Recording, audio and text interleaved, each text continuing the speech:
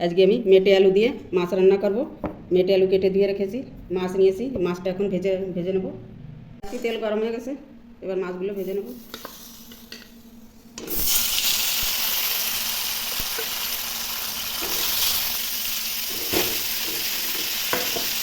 মাছগুলো ভালো করে ভেজে নেব।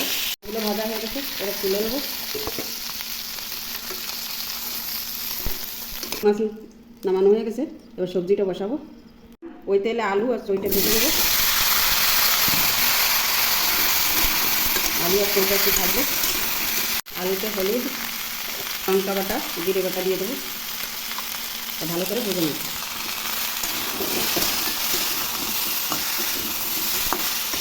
লঙ্কা জিরে বাটা দিয়ে ভালো করে ভেজে নিয়েছি, এবার জল দিয়ে দেবো। এতে স্বাদ অনুসারে লবণ দেবো। 5 মিনিটের জন্য ঢেকে দেবো।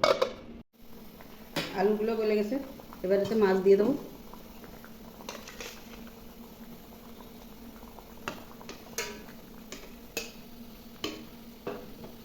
মাছ দিয়ে আর একটু ঢেকে দেবো। সবজিটা এখন নামিয়ে ফোড়ন দেবো।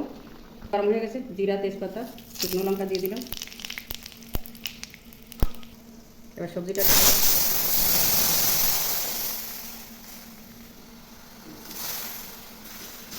রেখে দেবো। সবজিটা হয়ে গেছে, ভেজে রাখা জিরা পাউডার দিয়ে নামিয়ে নেব।